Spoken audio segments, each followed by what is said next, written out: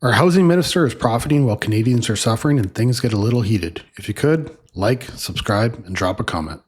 After telling Canadians to live in shipping containers, will the housing minister go home to his $2 million penthouse in Vancouver, his 11 acres in Tofino, or his $5.6 million property in Squamish? This hypocritical minister is telling young Canadians stuck in their parents' basement that housing prices don't need to come down. Does he not see how arrogant and condescending that sounds from atop his Vancouver penthouse? Yeah. The Honourable Government House Leader. Mr. Speaker, I honestly don't know where honourable colleagues across the aisle are going with this questioning. The minister is obviously in full compliance with the strictest ethics code known of in the Western world. It applies to all of us. It applies to that minister. He will be in full compliance with that. The Honourable Member for Sherwood Park, Fort Saskatchewan. Mr. Speaker, I would encourage the minister to come down from his penthouse and answer the questions himself rather than relying on the House Leader. He has a $10 million real estate portfolio that includes multiple properties and a beautiful Vancouver penthouse. I'm sure it's very nice. No wonder then that his first act as housing minister was to announce that he doesn't want housing prices to go down. No wonder. Why is this minister putting his personal portfolio ahead of his cabinet portfolio and abandoning young people who are stuck without jobs and still living with their parents? The Honourable Government House Leader.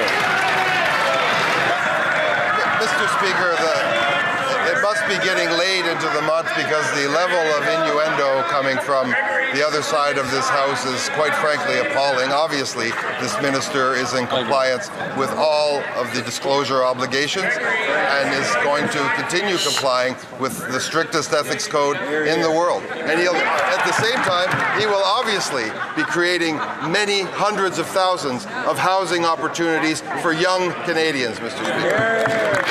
The Honourable Member for Sherwood Park, Fort Saskatchewan. Mr. Speaker, I do want to be generous today and offer the housing minister one more opportunity to respond.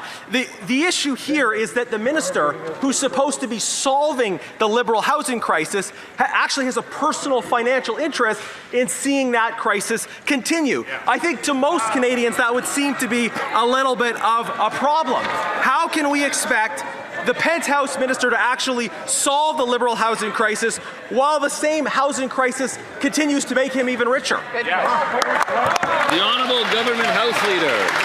Let me take one more opportunity to denounce this juvenile, amateurish invective coming from the other side of the House that impugns the motives of upstanding people who present themselves for public office, who work tirelessly to create opportunities for Canadians. This minister has a large mandate. He will create hundreds of thousands of housing units for Canadians. He will continue that work, and of course he will comply with all the rules, Mr. Speaker.